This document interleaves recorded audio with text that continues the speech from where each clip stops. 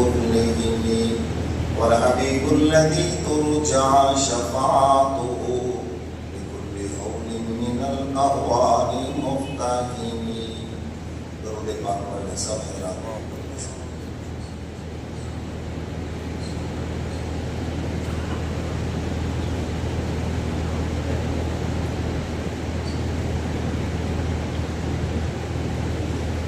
میرے واجب الاحترام معزز حاضرین، آپ حضرات کے سامنے قرآن مجید فرقان حمید کلام الہی میں سے ایک دو آیت کریمہ تلاوت کی ہے.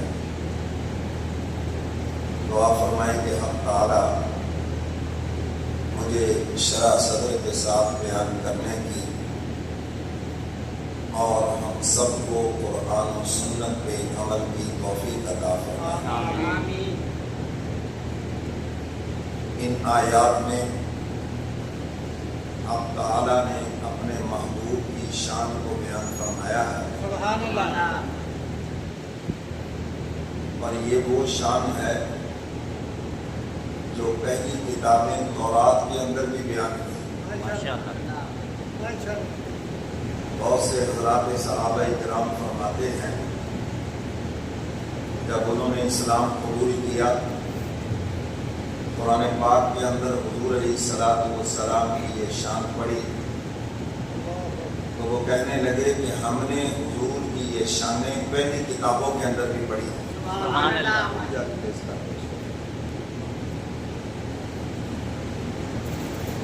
ہم نے حضور علیہ السلام کی یہ شان پہلی کتابوں کے اندر بھی پڑھی ہے. تو حق تعالیٰ نے اس آیت مبارکہ کے اندر اپنے محبوب کی شان کو، عظمت کو بیان فرمایا. فرمایا کہ میرا کملی والا پیغمبر شاہد بن کر آیا ہے، بشیر بن کر آیا، نذیر بن کر آیا، داعی بن کر آیا ہے اور اہل ایمان کو جنت کی خوشخبریاں سنانے والا بن کر آیا ہے. سبحان اللہ. میرے محترم سامعین،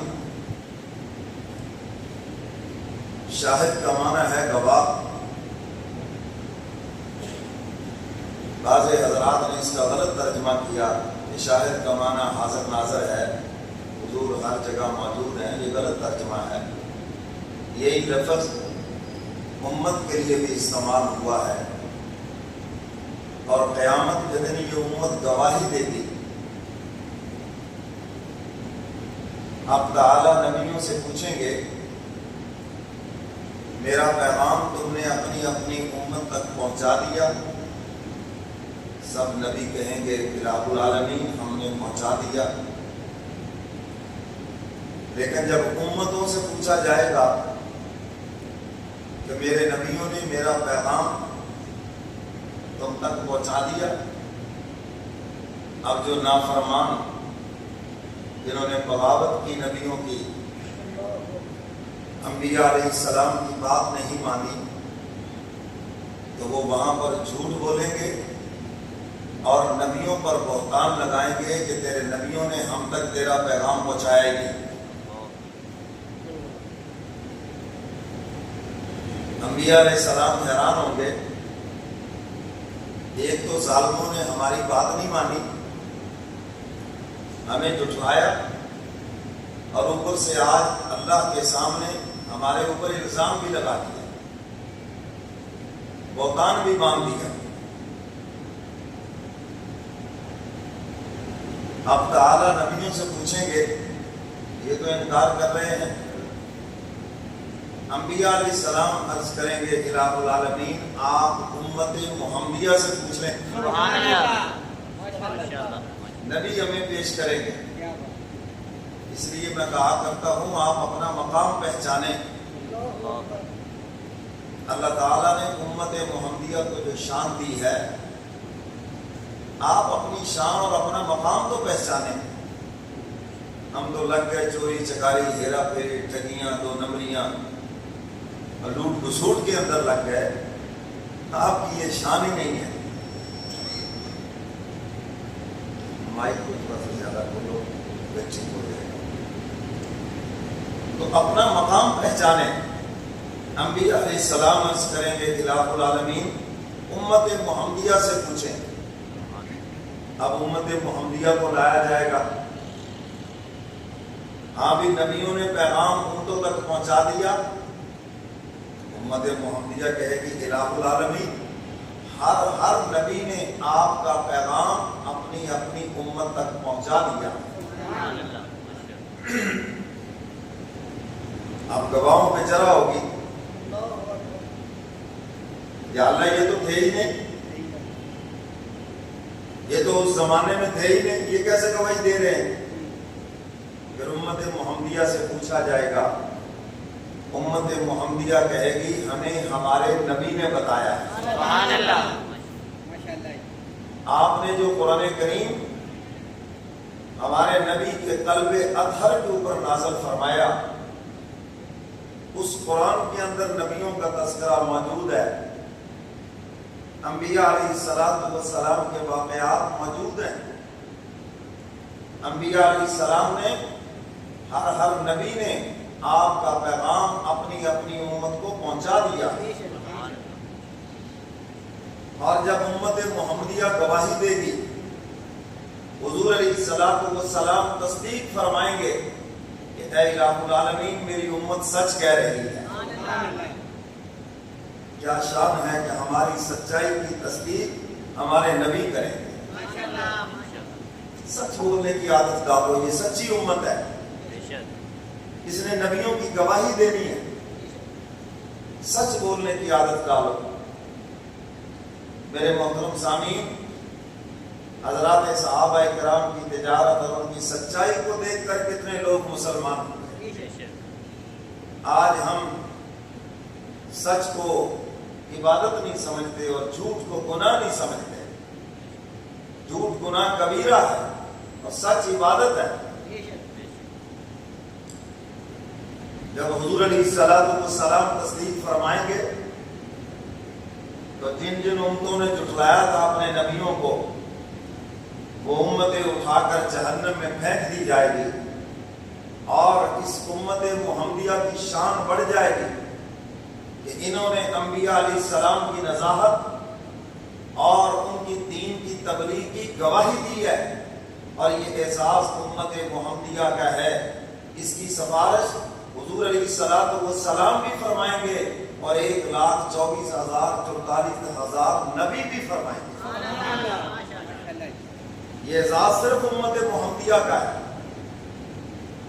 چونکہ ہم نبیوں کی گواہی دیں گے تو نبی بھی اس امت کی سفارش فرمائیں گے۔ کیا شان ہے امت محمدیہ۔ تو میرے محترم سامعین، حضور علیہ السلام شاہد ہیں، گواہ ہے، آپ کی امت گواہ ہے۔ اور شاہد کا دوسرا معنی یہ ہے جو مفسرین کرام نے کیا ہے، فرمایا قیامت تک آنے والے جتنے واقعات ہیں حضور علیہ السلام نے اس کو اپنی زبان مبارک سے بیان فرمایا۔ حضور علیہ السلام نے واضح فرما دیا قیامت کی نشانیوں میں سے جب امت بے راہ ربی کا شکار ہو جائے گی، پھر زلزلے آئیں گے، عذاب آئیں گے، زمین میں دھسیں گے، حتیٰ کہ یہ جو سیلاب ہے، یہ ساری چیزیں حضور نے بیان فرما دی۔ قرآن ہمیں اس کی خبر دے رہا ہے وَلَنُذِيقَنَّهُم مِّنَ الْعَذَابِ الْأَدْنَىٰ دُونَ الْعَذَابِ الْأَكْبَرِ، بڑے عذاب سے پہلے، یعنی اس قیامت سے پہلے چھوٹے چھوٹے عذاب آئیں گے تاکہ یہ لوگ لوٹ آئیں، باز آ جائیں۔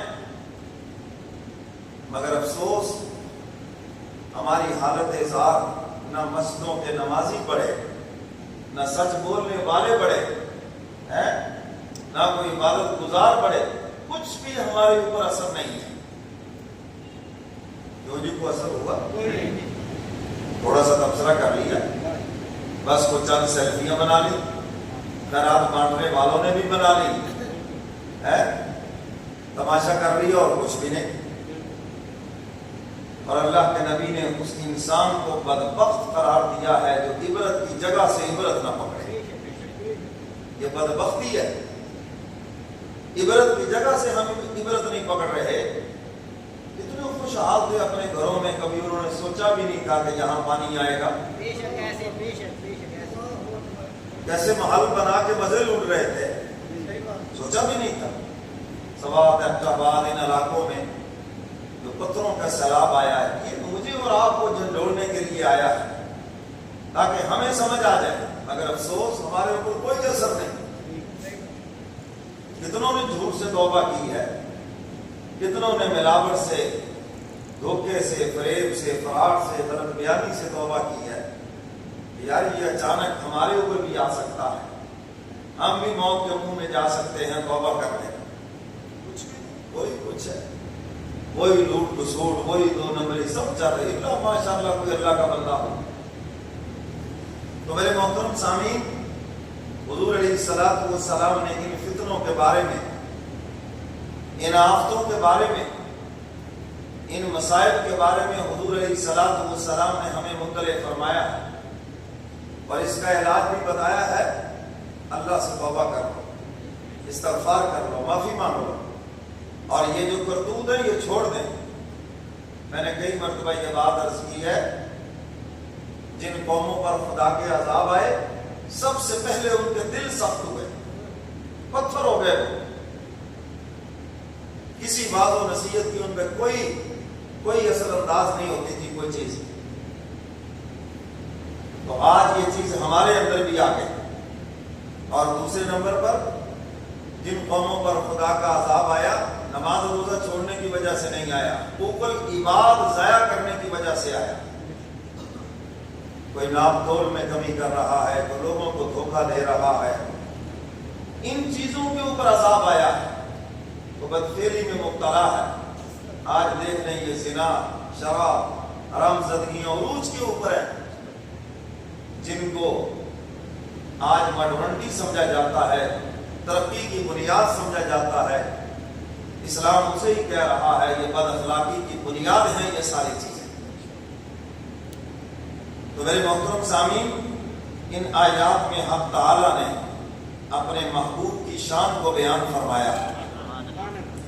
فرمایا یا ایھا النبی انا ارسلناک شاہدا ومبشرا ونذیرا۔ سبحان اللہ، ماشاءاللہ۔ قرآن سن کے کہہ دو ذرا سبحان اللہ، ماشاءاللہ۔ حق تعالیٰ فرماتے ہیں میرے محبوب، ہم نے آپ کو بھیجا ہے شاہد بنا کر، وَمُبَشِّرًا وَنَذِيرًا، ہم نے بھیجا ہے آپ کو خوشخبریاں سنانے کے لیے، اور فرمایا ہم نے آپ کو ڈرانے والا بنا کر بھیجا ہے۔ کافروں کو میرے عذاب سے ڈرائیں، فاسقوں کو، فاجروں کو جو بالکل ٹھیک ہو چکے ہیں انہیں میرے عذاب سے ڈرائیں۔ وَدَاعِيًا إِلَى اللَّهِ بِإِذْنِهِ وَسِرَاجًا مُنِيرًا۔ ہم نے آپ کو داعی بنا کر بھیجا ہے، آپ لوگوں کو بلائیں میری طرف میرے حکم سے، نہ گھبرائیں نا ان کی باتوں سے، اور ہم نے آپ کو سراجا منیرا بنا کر بھیجا ہے، چمکتا ہوا چراغ بنا کر بھیجا ہے۔ چمکتا ہوا سورج نہیں کہا، کیونکہ سورج اپنی طرح کسی اور سورج کو روشن نہیں کر سکتا، مگر چراغ میں یہ خاصیت ہے یہ اپنی طرح اور کئی چراغ روشن کر سکتا ہے۔ محبوب یہ آپ کی شان ہے، آپ نے 1,24,044 حضرات صحابہ کرام کے چراغ روشن کر دیے، اور حضور فرماتے ہیں صحابی کالنجوم فبأیہم اقتدیتم اہتدیتم، میرے صحابہ ستاروں کی مانند ہیں، جس کے بھی پیچھے لگو گے ہدایت پا جاؤ گے۔ فرمایا وبشر المؤمنین بأن لهم من اللہ فضلا کبیرا۔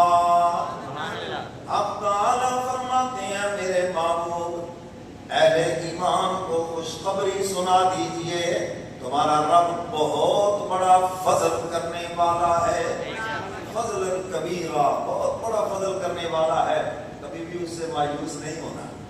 اور شیطان کی یہی کوشش ہے، چند گناہ آپ سے کروا کے آپ کو خدا سے مایوس کرتے ہیں، چند گناہ آپ سے کروائے گا اور آپ کے دل میں یہ بات بیٹھ جائے کہ میں بڑا پاپی ہوں، میں بڑا مجرم ہوں، میں ایسے ہوں. یہ شیطان کا ایک پڑھایا ہوا سبق ہے. آپ یہ بات ذہن میں بٹھا لیں، جتنے مرضی بڑے مجرم بن جائیں، خدا کی معافی کے دربار کے آگے آپ کی کوئی حیثیت بھی نہیں ہے. حضرت شاہ حکیم اختر صاحب نفر اللہ مرفدہ ہو، حضرت فرماتے ہیں ایک آدمی گٹر میں گر گیا اور گندگی سے بھر گیا اور سمندر کے پاس کھڑا ہو کے کہنے لگا میں تو بڑا گندا ہوں، میرا تو سارا جسم گندگی سے بھرا ہوا ہے، بدبو آ رہی ہے، تیرے اندر آ جاؤں گا تو گندا ہو جاؤں، تو بھی گندا ہو جائے گا. وہ کہے گا جا پاگل کہیں گے، تیرے جیسے ایک نہیں لاکھوں بھی آ جائیں اور سب کو پاکیزہ بنانے کے لیے میری ایک چھالی کافی ہے. حضرت یہ مثال دے کے فرمایا کرتے تھے، فرمایا لاکھوں کروڑوں گناہ گار آ جائیں اور اللہ کی رحمت کا جو دریا ہے، اس کے فضل کا جو دریا ہے، اس کی بخشش کا جو دریا ہے، وہ اس کے آگے کوئی بھی حیثیت نہیں رکھتے. فرمایا کراچی میں آ کے دیکھو، یہاں پر 3-4 کروڑ کی آبادی ہے اور اس کی ساری گندگی سمندر کے اندر گر رہی ہے اور سمندر کی ایک چھل آتی ہے 4 کروڑ انسانوں کی گندگی کو بہا کے لے جاتی ہے. فرمایا اربوں انسان اگر گناہوں کی گندگی لے کے آ جائیں اور اس کا جو ابر رحمت ہے، اس کا جو فضل کا دریا ہے، فرمایا اس کی ایک موج سے ہی سارے پاک اور صاف ہو جائیں گے. تمہاری کیا حیثیت ہے، تمہارے گناہوں کی کیا حیثیت ہے خدا کے معافی کے دربار کے آگے. اس کا جب معافی کا دربار لگے گا ہم سوچ بھی نہیں سکتے. تو فرمایا کہ اللہ کی رحمت سے کبھی مایوس نہیں ہونا. یہ شیطان کا ایک بڑا چکر ہے، مایوس کرے گا آپ کو.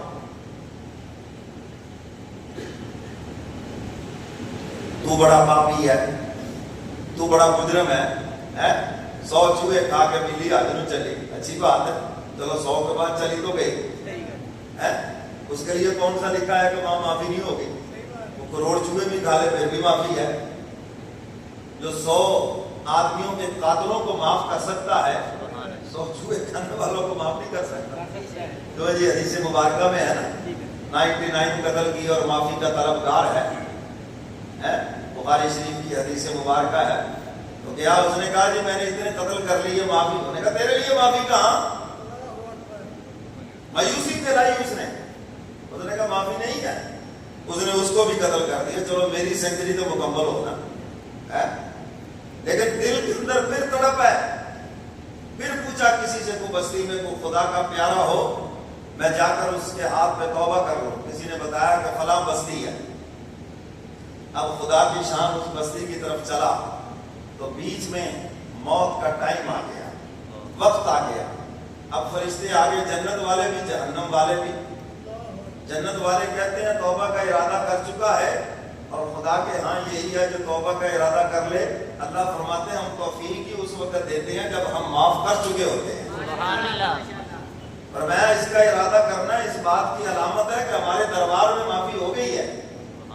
اور دوسرے فرشتے کہتے ہیں جی زبان سے تو اقرار ہوا ہی نہیں. یہ خدا نے احسان کیا امت محمدیہ پر. پہلے توبہ کرنی پڑتی تھی کسی کے ہاتھ پہ جا کر. یہ امت محمدیہ پہ احسان ہے، جہاں بھی دل میں توبہ کرو گے فرمایا ہم معاف کر دیں گے تم. اور دوسرے فرشتے کہنے لگے کہ جی ابھی تک وہاں پہنچا ہی نہیں، ابھی تو صرف ارادہ ہے، توبہ تو کی نہیں. اب تعالیٰ فرماتے ہیں چلو ایسے کرو، پیمائش کر لو، اگر جگہ میرے پیارے کے قریب ہے تو جنت والے فرشتے لے جائیں، اور اگر پیارے سے دور ہے تو جہنم والے لے جائیں. تو میں بھی آپ سے کہتا ہوں خدا کے پیاروں کے قریب ہو جاؤ. سبحان اللہ. ہم بھی تو یہی کہتے ہیں، ہم کیا کہتے ہیں؟ خدا کے پیاروں کے قریب ہو جاؤ. اللہ تمہاری نالائکیوں کی طرف نہیں دیکھیں گے، اپنے پیارے کو ہی دیکھیں گے. اور جو رحمتیں اس کے قلب پہ نازل ہوتی ہیں، جو اس کے ساتھ ہیں، اللہ ان کو بھی معلوم نہیں فرمائیں گے. اب جگہ کی جب پیمائش کی گئی، اللہ نے زمین کو بھی حکم دے دیا تھوڑی سی سکڑ جا. اور جب پیمائش کی گئی تو لکھا ہے کہ صرف 1 بلسٹ کا فاصلہ تھا خدا کے پیارے کی طرف، اور فوراً جو جنت والے فرشتے تھے اس کی روح کو لے کے جنت میں پہنچ گئے. اتنا سا بھی قریب ہو جائے تو بات بن جائے گی، اتنا سا بھی کوئی قریب ہو جائے تو بات بن جائے گی۔ تو میرے محترم سامعین، وہ تو بہت بڑا معاف کرنے والا ہے۔ شیطان نے مایوس کر دیا، یہ باتیں دل میں ڈال دی، تو بڑا پاپی ہے، بڑا مجرم ہے، بڑا گناہ گار ہے، بڑا فلاں ہے۔ کچھ بھی نہیں ہو، تمہارے 100 سالوں کے گناہ کی خدا کے معافی کے سمندر کے آگے حیثیت کیا ہے؟ کچھ بھی نہیں ہے۔ تو میرے محترم سامعین، حضور علیہ السلام کو بھیجا، فرمایا کہ میرا محبوب خوشخبریاں سنانے والا۔ حضرات صحابہ کرام روتے ہوئے آتے تھے، حضور خوشخبری سناتے تھے تو مسکراتے ہوئے جاتے تھے۔ سبحان اللہ۔ ایک بوڑھی خاتون آ گئی، عرض کیا اللہ کے محبوب، اسلام قبول کیا، بڑھاپا آ گیا، بڑی تکلیف برداشت کی ہے، میرا کیا بنے گا، جنت میں جاؤں گی کہ نہیں؟ حضور علیہ السلام مذاق بھی فرماتے تھے۔ مذاق کہتے ہیں محبت سے، کسی کا مذاق اڑانا یہ حرام ہے، تو اس کی دل آزاری ہو، آپ ہنس رہے ہو، لیکن ایسا مزاح ہو کہ جس سے اس کا بھی دل خوش ہو جائے، یہ تو میرے نبی کی سنت ہے۔ حضور نے فرمایا کہ کوئی بوڑھی عورت جنت میں جائے گی نہیں۔ اس نے اور رونا شروع کر دیا، یا رسول اللہ میں نے اسلام قبول کیا، بڑھاپے میں اتنی تکلیفیں برداشت کی، فلاں کیا، تو آپ مجھ سے فرما رہے ہیں کہ بوڑھی عورت جنت میں نہیں جائے گی؟ حضور فرماتے ہیں پوری بات تو سن لو، جنت میں بوڑھی نہیں جائے گی، بلکہ بوڑھی بھی جوان ہو کے جائے گی۔ سبحان اللہ۔ یہ بڑھاپا تو دنیا کی بیماری ہے، آخرت کی تھوڑی ہے۔ وہاں پر کوئی بڑھاپا نہیں ہوگا، کوئی بیماری نہیں ہوگی، صحت کی صحت ہوگی۔ اور فرمایا جنت میں جوان ہو کر جائے۔ اب وہ مسکرانے لگی، ہنسنے لگی۔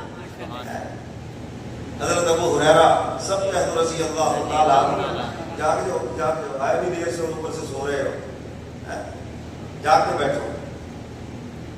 حضرت ابو ہریرہ رضی اللہ تعالیٰ عنہ روتے ہوئے آگے حضور کے دربار میں۔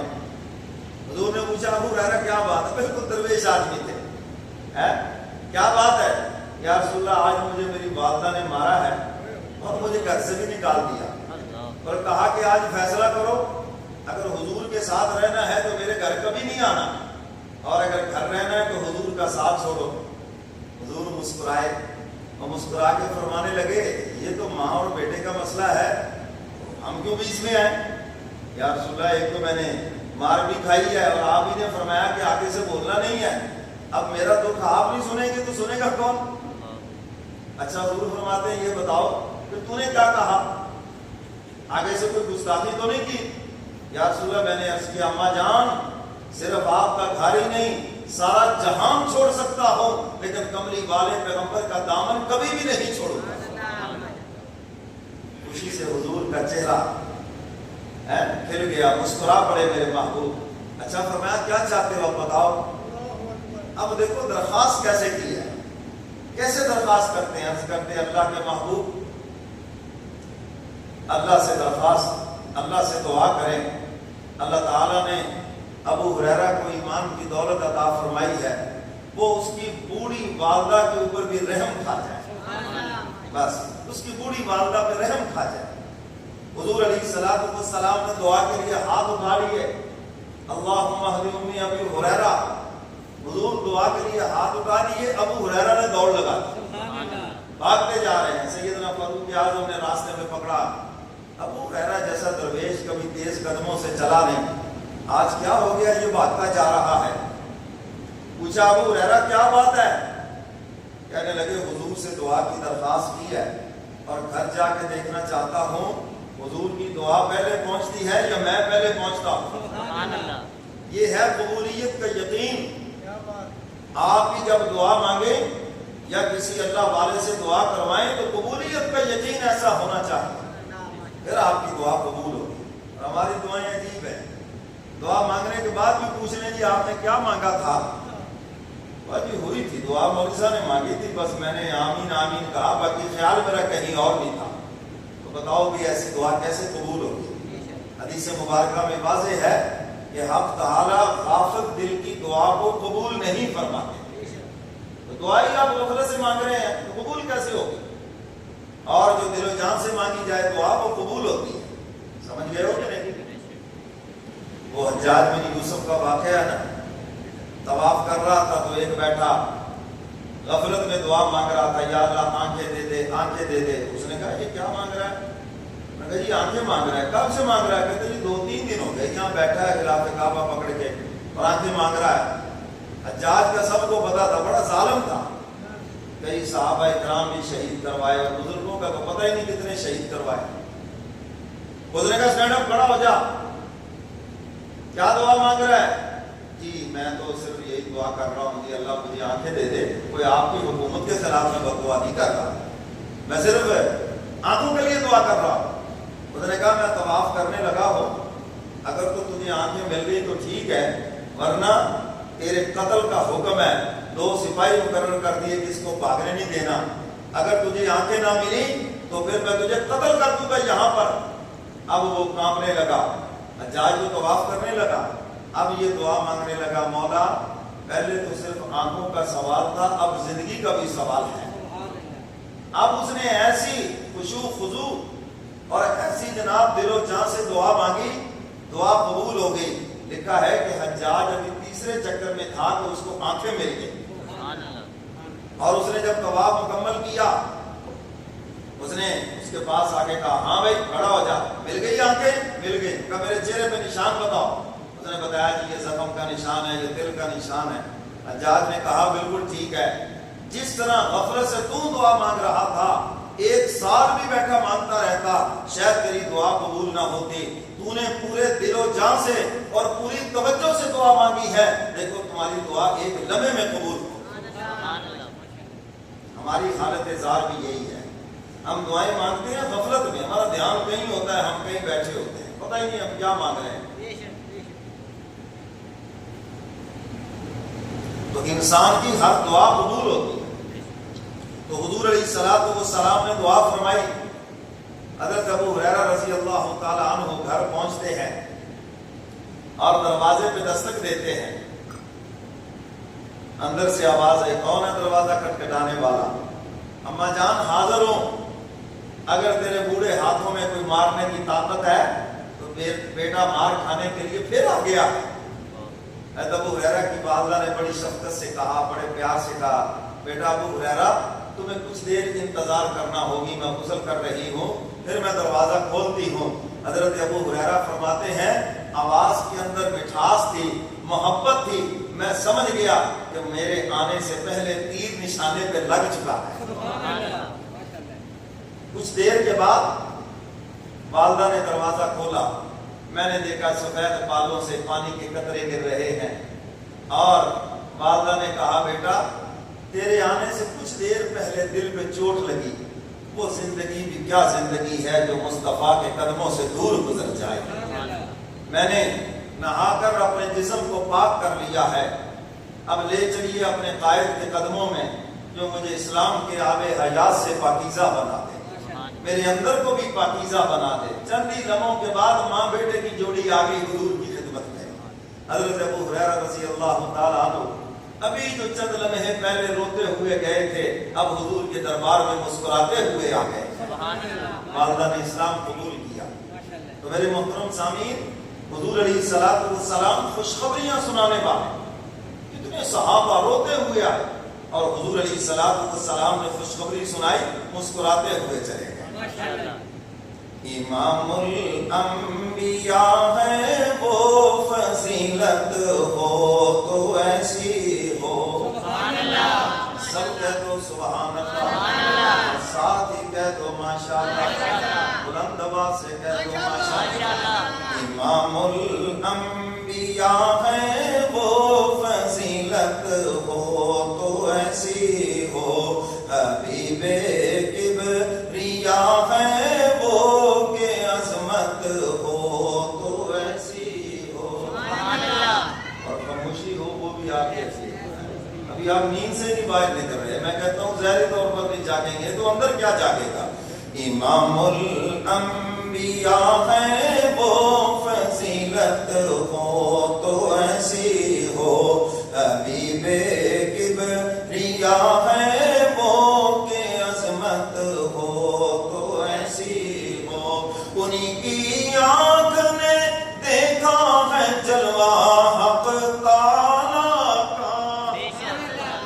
1 1,24,000 یا 44,000 انبیاء علیہ السلام میں صرف میرے کملی والے پیغمبر کی شان ہے جنہوں نے آنکھ سے اللہ کا دیدار کیا. اب کہہ دو سبحان اللہ. انہی کی آنکھ نے دیکھا ہے جلوہ حق تعالیٰ کا. بصارت ہو تو ایسی ہو, زیارت ہو تو ایسی ہو.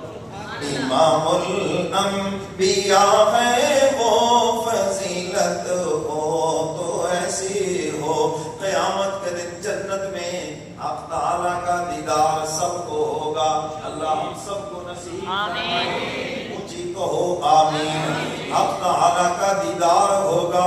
جب خالق حسن کو دیکھیں گے تو دیکھنے والوں کا بھی حسن بڑھ جائے گا. یہ خدا کی شان ہے, جو اللہ کو دیکھے گا اس کا حسن بڑھ جائے گا. امام الانبیاء ہے وہ, فضیلت ہو تو ایسی ہو. سبحان اللہ. سبحان اللہ کہنے سے جنت میں درخت لگتا ہے, اور میں چاہتا ہوں جنت میں صرف درخت نہیں, سب کے باغات لگ جائیں. اور کہو ذرا بلند آواز سے سوئے ہوئے کو جگا دو. میں سوئے ہوئے کو دیکھ رہا ہوں, اس لیے بار بار کہہ رہا ہوں جگا دو ان کو. ساتھ دائیں بائیں ذرا نظر دوڑاؤ نا. خواب غفلت میں سوئے ہوئے ہیں, جگاؤ ان کو ذرا. حضور کی شان بیان ہو رہی ہے, سو رہے ہیں, کمال کی بات ہے. حضور کی شان کو دل سے سننا چاہیے. کہہ دو سبحان اللہ. ساتھ ہی کہہ دو ماشاء اللہ. امام الانبیاء ہے وہ, فضیلت ہو تو ایسی ہو. حبیب کبریا ہے وہ, کہ عظمت ہو تو ایسی ہو. رہے گی حشر تک ان کی نبوت بھی, رسالت بھی. حشر تک کس کی نبوت و عظمت کا ڈنکا بجنا؟ حضور کی نبوت و عظمت کا ڈنکا. اور حضور فرماتے ہیں انا خاتم النبیین لا نبی بعدی, میں آخری نبی ہوں, اب قیامت تک کوئی نبی نہیں آئے گا. جو بھی نبوت کا دعویٰ کرے گا, حضور فرماتے ہیں جھوٹا ہے, دجال ہے, کذاب ہے وہ. تو شاعر اسی کا مفہوم عرض کر رہا ہے. رہے گی حشر تک ان کی نبوت بھی, رسالت بھی. نبوت ہو تو ایسی ہو, رسالت ہو تو ایسی ہو. نبوت ہو تو ایسی ہو, رسالت ہو تو ایسی ہو. امام الانبیاء ہے وہ, فضیلت ہو تو ایسی ہو. سب کہہ دو ماشاء اللہ. اب ہونا شاعر آگے کیا کہتا ہے. خدا کے حکم پر وہ سورہ یاسین سنائیں گے. جنت میں حق تعالیٰ فرمائش کریں گے. حق تعالیٰ فرمائیں گے میرے محبوب آج اپنی زبان مبارک سے ذرا مجھے میرا کلام تو سناؤ. کلام اللہ کا اور زبان مبارک حضور علیہ السلام ہے. اور لکھا ہے حدیث, بلکہ حدیث مبارکہ مفہوم ہے. حضور جب سورہ یاسین کی تلاوت فرمائیں گے نا, اس قدر لذت ہوگی ہے کہ اہل جنت پر ایک بے ہوشی سی طاری ہو جائے. کاش کہ کبھی ہم قرآن کی تلاوت دل سے سنیں تو صحیح. پتہ نہیں کس بدبخت اور بے ایمان نے کہہ دیا کہ یہ موسیقی روح کی غذا ہے. یاد رکھو, روح کی غذا تو اللہ کے قرآن کی تلاوت ہے. اور میرے مرشد فرمایا کرتے تھے یہ جو کہتے ہیں نا موسیقی روح کی غذا ہے, یہ جہنمی روحوں کی غذا ہے. کون سی روحوں کی؟ جہنمی روحوں کی غذا ہے موسیقی. فرمایا جنتی روحوں کی غذا اللہ کے قرآن کی تلاوت ہے, اللہ کا ذکر ہے اور اللہ کی یاد ہے. کہہ دو سبحان اللہ. اس لیے قرآن کی تلاوت کرو, قرآن کی تلاوت سنو. اور جو کینسر کا مریض ہے اس کے لیے ہمارے حضرت فرمایا کرتے تھے سورہ رحمان کی تلاوت سناؤ اس کو, انشاءاللہ العزیز یہ چند دنوں میں ٹھیک ہو جائے گا. ٹھیک ہے نا, بار بار وہ سورہ رحمان کی تلاوت سنیں. امام الانبیاء ہے وہ, فضیلت ہو تو ایسی ہو. خدا کے حکم پر وہ سورہ یاسین سنائیں گے.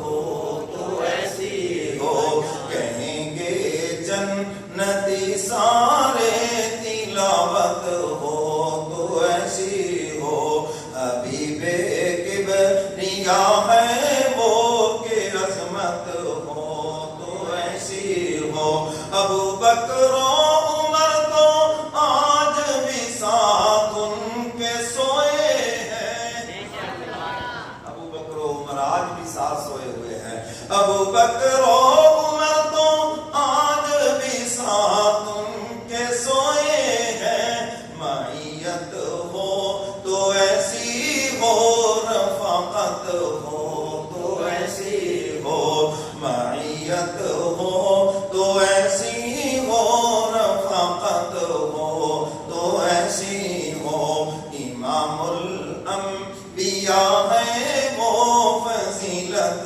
ہو تو ایسی ہو۔ آخر میں شاعر کیا کہتا ہے، خدا نے خود رحمت للعالمین کو فرمایا، وما ارسلناک الا رحمت للعالمین، خدا نے خود رحمت للعالمین کو فرمایا، رحمت ہو تو ایسی ہو، فضیلت ہو تو ایسی ہو، امام الانبیاء ہے وہ فضیلت ہو تو ایسی ہو، حبیب کبریا ہے وہ کہ عظمت ہو تو ایسی ہو۔ سب کہہ دو ماشاءاللہ، ساتھ ہی کہہ دو سبحان اللہ۔ تو حضور علیہ السلام خوشخبریاں سنانے والے، حضور علیہ السلام نے خوشخبری سنائی، حدیث مبارکہ کا مفہوم ہے، فرمایا کہ جو تاجر سامان بیچنے کے بعد اگر اس کو وہ واپس کرنے آئے اور وہ میرا حکم سینے سے لگا کے اس کو واپس کر لے، فرمایا قیامت کے دن اللہ اس کے گناہوں کو معاف فرما دے۔ یہ شان تو مسلمان تاجر کی تھی اور ماشاءاللہ مسلمانوں نے لکھ کے لگا دیا، خریدا ہوا سامان واپس نہیں ہو سکتا، ہمارے نبی ہمیں حکم دے رہے ہیں، ہم نے لکھ کے لگا دیا۔ اب لوگ بتاتے ہیں کہ کافروں کے اسٹوروں میں لکھے ریٹرن پالیسی لکھا ہوا ہے وہاں کہ آپ نے اگر سامان واپس کرنا ہو، پسند نہ آئے واپس لے جائیں آپ۔ جو خوبی ہماری تھی، ہمارے نبی نے جو تجارت کا اصول ہمیں دیا، ہم نے چھوڑ دیا، غیروں نے اپنا لیا، تو ظاہرہ ان کی تجارت پھر عروج پر جائے گی۔ تو حضور علیہ السلام اب ہم عمل کرتے کیوں نہیں؟ کیونکہ کھال اتنی اتاری ہوتی ہے نا، واپس کرے کیسے؟ 10 روپے کی چیز 300 میں بیچی ہوئی کیسے واپس کرے؟ اور کہتا ہے دل میں۔ تو میرے محترم سامعین، ایک صحابی تھے، انہوں نے دکان ڈالی نا، تو وہ تجارت کر رہے ہیں، لوگ ان کی سچائی پر، دیانت پر، کیونکہ حدیث مبارکہ میں ہے نا، سچا تاجر، دیانت دار تاجر، اللہ ان کو قیامت کے دن نبیوں کی صفوں میں کھڑا فرمائے۔ تجارت کی ہے، کوئی علیحدہ عبادت نہیں کی، لیکن فرمایا تاجر سچا ہو، دیانت دار ہو۔ تو حضور علیہ السلام نے باتیں ارشاد فرمائی، سچا ہو، سچ بولے، ایک نمبر کہا تو چیز ایک نمبر ہی ہو، پھر جو چیز اس نے زبان سے کہی وہی ہو، اور دیانت دار بھی ہو، جو سیمپل دکھایا وہی چیز ہو۔ دیانت داری کے ساتھ آپ اس پہ اعتماد کر رہے ہیں، وہ آپ کے اعتماد پہ پورا اتر رہا۔ تو فرمایا قیامت کے دن اللہ ایسے تاجروں کو نبیوں کی صفوں میں کھڑا فرمائے۔ کیا اعزاز ہے ان کا۔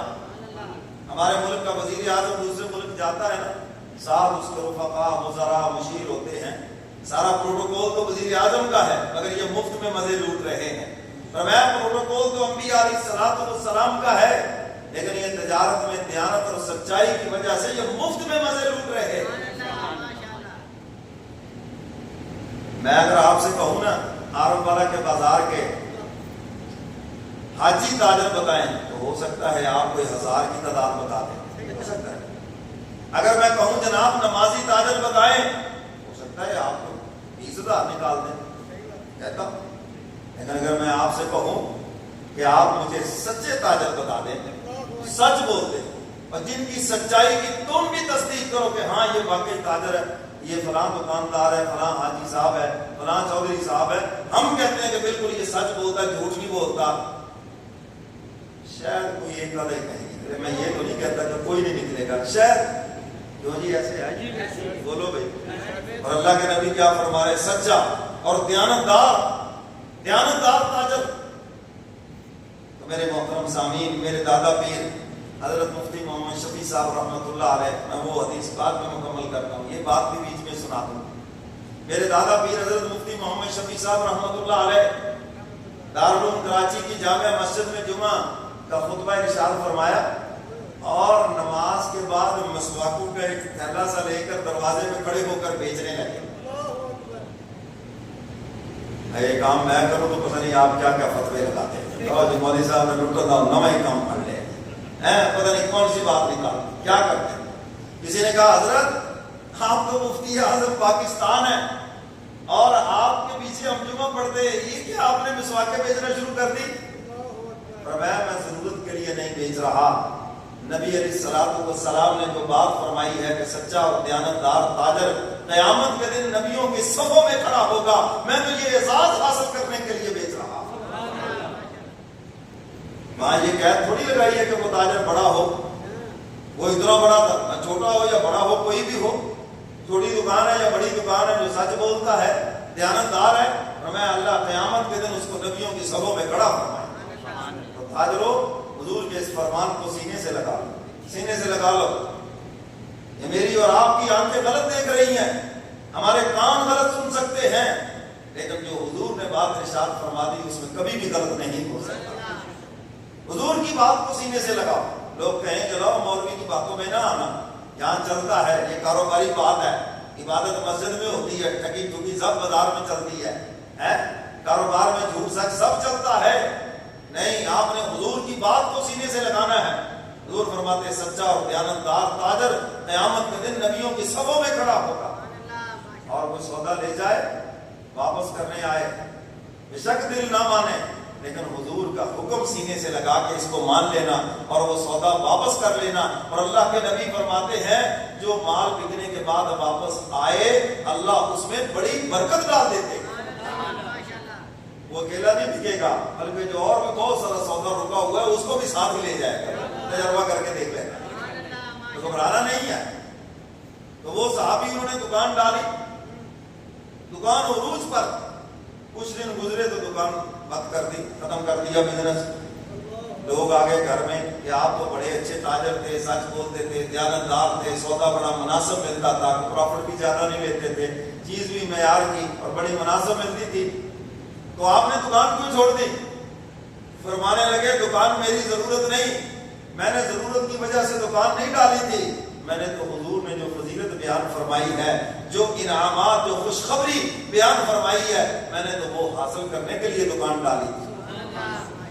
حضور نے فرمایا سچا اور دیانتدار تاجر نبیوں کی صفوں میں کھڑا ہوگا، تو میں نے دیانتداری سے کام کیا، سچائی سے کام کیا. حضور نے فرمایا کہ جو سودا واپس کر لے قیامت کے دن اللہ اس کے گناہ کو معاف کر دیں گے. فرمایا میں نے بہت سے لوگوں سے سودا واپس کیا اور کوئی ایک پیسے کی بھی کٹوتی نہیں کی، ان کے پورے پیسے ان کو واپس کر دیے. میں نے تو یہ فضیلت حاصل کرنے کے لیے دکان ڈالی. سمجھ جو بات کہ نہیں؟ تو تاجروں میں آپ حضرات سے یہی کہوں گا، تجارت کے اندر جو حضور علیہ الصلوۃ والسلام کا طریقہ ہے اس کو استعمال کرو، اور پھر دیکھو کتنی برکت ہوتی ہے تمہارے مال میں. آج دنیا کثرت کے پیچھے بھاگتی پھرتی ہے، یاد رکھو کثرت کوئی چیز نہیں، اصل چیز برکت ہے. جب آپ کے مال میں برکت ہو گئی، تھوڑے سے پیسوں سے اللہ بڑی بڑی چیزیں آپ کو عطا فرمائے. اچھا میں اس کی مثال دیتا ہوں. آپ کو پتہ چلتا ہے جی فلاں بندے کو مکان بڑا سستا مل گیا، سنتے ہیں آپ کو کیوں نہیں ملا؟ میرا سوال ہے فلاں بندے کو جناب فلاں چیز بڑی سستی مل گئی، آپ کو کیوں نہیں ملی؟ آپ بھی اسی لائن کے تاجر ہیں، آپ کو کیوں نہیں ملی؟ آپ اس پہ نظر کریں کہ اس نے حضور کا کوئی نہ کوئی حکم سینے سے لگایا ہے، کوئی نہ کوئی اس کی خوبی ہے جو بھاگ گئی، جو خدا کو پسند آ گئی، اور جس کے بدلے آخرت میں تو انعام ملنا ہی ملنا ہے، اللہ نے دنیا میں بھی دے دیا ہے. میرے مرشد فرمایا کرتے تھے اگر کسی کے بخت چڑھے ہوئے نظر آئے نا، فرمایا اس کے پیچھے کوئی نہ کوئی خوبی ہوتی ہے، کوئی نہ کوئی نیکی ہوتی ہے. فرمایا کرتے تھے یہ پتنگ اڑی ہوئی ہو نا، وہ بغیر ڈور کے نہیں اڑتی، بغیر اڑانے والے کی نہیں اڑتی، اگرچہ دور سے ڈور نہیں نظر آتی، لیکن آپ کو پتا ہے جب ڈور کٹ جائے تو جاتی ہے کہیں بھی کہیں۔ تو فرمایا اسی طرح کسی کی اگر گڈی چڑھی ہوئی ہے، کسی کے اوپر اگر بڑے باغ بہار ہے جی، بڑا موج میلہ ہے، تو اس کے پیچھے کوئی نہ کوئی اس کی نیکی بھی ہے، پتہ نہیں وہ چھپ چھپ کے صدقہ خیرات کرتا ہو، پتہ نہیں وہ کون سا عمل کرتا ہو جو خدا کو پسند ہو اور جس کی وجہ سے یہ سارے باغ و بہار اس کو عطا کر دیے گئے ہیں۔ تو میرے محترم سامعین، حضور علیہ الصلوۃ والسلام خوشخبریاں سنانے والے، حضور کی یہ شان ہے، مبشرون، فرمایا کہ میرا محبوب خوشخبریاں سنانے والا، جنت کی بشارتیں سنانے والا، ونذیرا، فرمایا کہ یہ محبوب کی شان ہے، میرا محبوب ڈرانے والا بھی ہے۔ سمجھ آئی کہ نہیں؟ بات جو ہے نا جی، وہ ان کو جتنی مرضی خوشخبریاں سنائیں اثر انداز نہیں ہوتی۔ فرمایا ایسوں کے لیے پھر عذاب کا کوڑا بھی ہے۔ اور میرے مرشد فرمایا کرتے تھے اللہ تعالیٰ ایمان والوں کو عذاب دینا نہیں چاہتے، بلکہ عذاب کا کوڑا دکھا کر اپنی رحمت کا امیدوار بنانا چاہتے ہیں۔ جس طرح باپ بیٹے سے کہے اگر دودھ نہیں پیو گے تو میں 100 جوتے لگاؤں گا، اب اس نے جوتا پکڑا اٹھ کے کر تیری ایسی نہیں تیسی نہیں، تو ابھی میں لگاتا ہوں، تو وہ پی لیتا ہے تو وہ جوتا نیچے پھینک دیتا ہے۔ مارنا مقصود نہیں ہوتا بلکہ ڈرا کر دودھ پلانا مقصود ہوتا ہے۔ فرمایا ایمان والوں کو عذاب کا کوڑا دکھا کر اپنی رحمت کا امیدوار بنانا ہے۔ جن گناہوں میں لگے ہوئے ہیں کہیں ایسے نہ ہو یہ ان سے توبہ نہ کرے، باز نہ آئے اور کرتے کرتے مرے اور جہنم میں چلے جائیں۔ اللہ نہیں چاہتے یہ جہنم میں جائیں، بلکہ اللہ چاہتے ہیں یہ توبہ کر لے، معافی مانگ لے اور سیدھے جنت میں چلے جائیں۔ مجھے سمجھ آئی یہ بات نہیں؟ نذیرہ، فرمایا میرا محبوب ڈرانے والا ہے، کافروں کو تو عذاب، دائمی عذاب سے، لیکن فرمایا جو ایمان والے ہیں ان کو عذاب سے اس لیے ڈرایا جا رہا ہے تاکہ یہ توبہ کر لیں، معافی مانگ لیں، چھوڑ دیں یہ کرتوت۔ اور اکثر ایسے ہیں ہمارے کہ بچپن اور ان کا بچپن دونوں ہی برابر ہیں، یعنی بچپن میں جو حرکتیں تھی نا اب 55 سال کے ہو گئے وہی حرکتیں ہیں۔ میرے مرشد فرمایا کرتے تھے 55 میں تو آگے بدل جاؤ، اب کس چیز کی امید لگا کے بیٹھے ہو؟ 40 سال کے بعد انسان ڈھلنا شروع ہو جاتا ہے، اب تو وہ جس بلندی کو اس نے چڑھنا تھا چڑھ گیا، اب تو چاہیے اس کو توبہ کر لے، اب تو چاہیے کہ معافی مانگ لے۔ اور آگے فرمایا بداعیا الی اللہ باذنہ وسراجا منیرا، اللہ کی طرف بلاتے ہیں اللہ کے حکم سے۔ آپ بھی جب کسی کو دین کی دعوت دیں، نماز جمعہ کے لیے دعوت دیں، نماز کے لیے دعوت دیں، دل میں یہ بات رکھیں میرا تو ذاتی کام نہیں ہے، میں تو اللہ کی طرف اللہ کے حکم سے بلا رہا ہوں۔ اور اگر اس نے الٹا سیدھا جواب دے دیا ناراض نہیں ہونا، اس پر آپ کو علیحدہ سے اجر دیا جائے گا، ایک تو دین کی طرف بلانے کا اجر، اور ایک جو اس نے الٹا سیدھا جواب دیا، آپ دیکھا ہے تم جو نمازیں پڑھتے ہو، دیکھا ہے تم جو جمعہ پڑھ کے کرتے ہو، پتہ ہے تمہارا یہ اوٹ پٹانگ جو کچھ بھی تم نے سنا ہے، اب تعالیٰ اس پر بھی تمہیں اجر عظیم عطا فرمائے گا۔ اور آگے فرمایا وبشر المؤمنین بأن لهم من اللہ فضلا کبیرا۔ اس آیت کو تو سن کر اشش کر اٹھو، اللہ فرماتے مومنین کو خوشخبری سنا دو، میرا فضل کبیر تو ہے ہی ان کے لیے، یعنی عام فضل نہیں، فضل کبیر، فضلا کبیرا، بہت پتہ نہیں خدا کا بڑا کتنا ہے، جس کے ہاں ساتوں زمین آسمان چھوٹے ہیں، بڑا اس کا کتنا ہے یہ تو وہی ذات جانتی ہے۔ فرمایا بأن لهم من اللہ فضلا کبیرا، اب تعالیٰ فرماتے ہیں میرے محبوب ایمان والوں کو یہ خوشخبری سنا دو، میرا فضل کبیر یہ صرف تمہارے لیے ہے۔ ایک بزرگ فرمایا کرتے تھے اللہ تعالیٰ کے معاف کرنے کے اتنے بہانے ہیں جتنے فرمایا کسی انسان کے سانس، فرمایا اپنے سانسوں کو کوئی نہیں گن سکتا، آپ میں سے کوئی یہ دعویٰ نہیں کر سکتا آج میں نے کتنے سانس لیے ہیں میں اس کو گن سکتا ہوں، آپ اپنے سانسوں کو نہیں گن سکتے، اس سے زیادہ اللہ کی رحمت کے بہانے ہیں اپنے بندوں کو معاف کرنے کے۔ تو اس کا مطلب یہ نہیں کہ ہم گناہوں میں لگ جائیں، اس کا مطلب یہ ہم توبہ کر لیں، استغفار کر لیں، معافی مانگیں، وہ معاف کرنے والا اور بندوں کو سزا دے کے خوش نہیں ہوتا، معاف کر کے خوش ہوتا۔ تو میرے محترم سامعین، یہ حضور علیہ الصلوۃ والسلام کی شانیں اور یہ حضور کے اوصاف اب تعالیٰ نے قرآن کریم میں بیان فرمائے، اور یہی اوصاف پہلی کتابوں کے اندر بھی موجود تھے۔ اللہ مجھے اور آپ کو قرآن و سنت پہ عمل کی توفیق عطا فرمائے۔ وآخر دعوانا